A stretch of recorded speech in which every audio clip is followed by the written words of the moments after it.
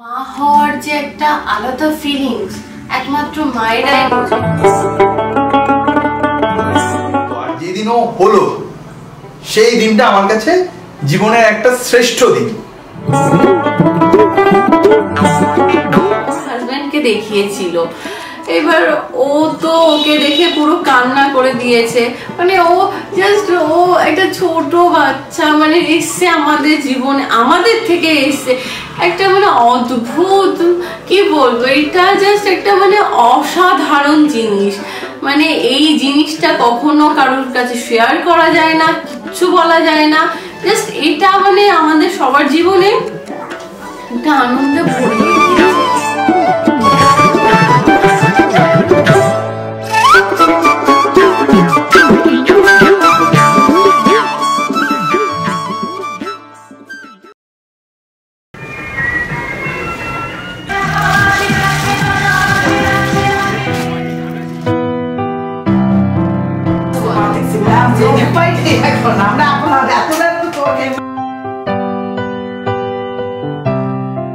যেদিন আমার delivery date আসলো, ডেলিভারির আগের দিন আমি বোঝাতেই পারবো না যে আমার কি হচ্ছিল।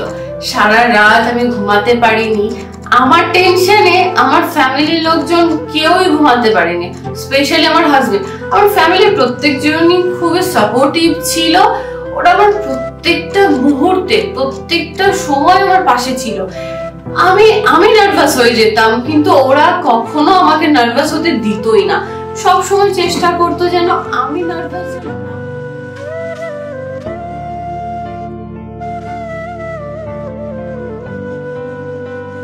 তারপরে হঠাৎ জামাই ফোন করে যে হয়ে গেছে মা ছেলে, তখন আমরা তো খুব খুশি, ওখানে গিয়ে তো সে আনন্দে খুশি রাখতে পারছি না। কিন্তু তারপরে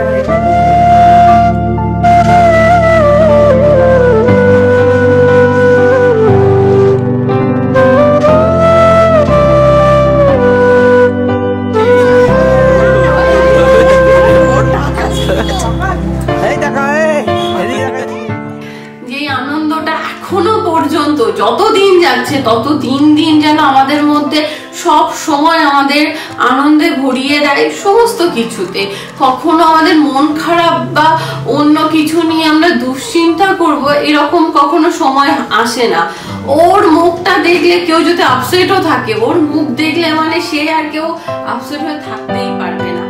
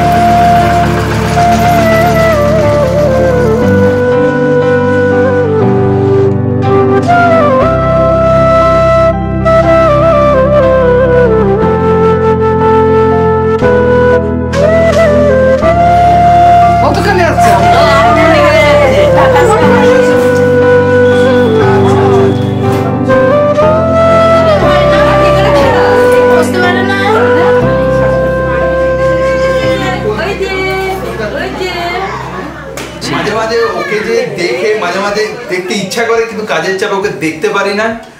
আর ওর অনাবিল হাসি, ওর যে হাসিটা, যখন আমি মনে করুন খুব স্ট্রেস হয়ে থাকি বা বাড়ির অফিসে খুব প্রচন্ড চাপ, অনেকে অনেকভাবে কথা শোনায় বা অনেকভাবে চলে, অনেকভাবে অনেক কিছুই চলে, ঠিক আছে, সেইভাবে এসে যখন আমি বিধ্বস্ত হয়ে থাকি বা বাড়িতে কোনো অশান্তি হচ্ছে, ওর যে হাসিটুকু, সেইটুকু পৃথিবীর কোনো ভালোবাসা, কোনো আনন্দই আমাকে ওইটা ছুতে পারবে না, ওর হাসিটুকু।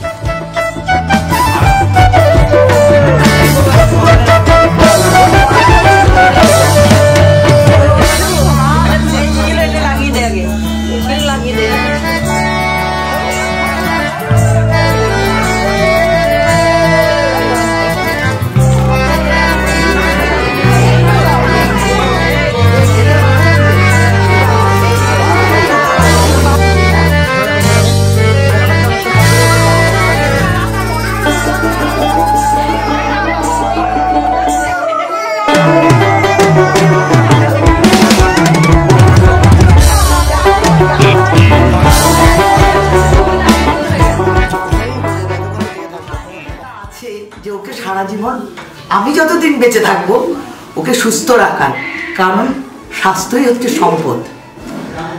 একটা সুস্থ মানুষ হতে গেলে, ভালো মানের অধিকারী হতে হলে, একটা বিত্তবান হতে গেলে তাকে অবশ্যই সুস্থ থাকতে হবে।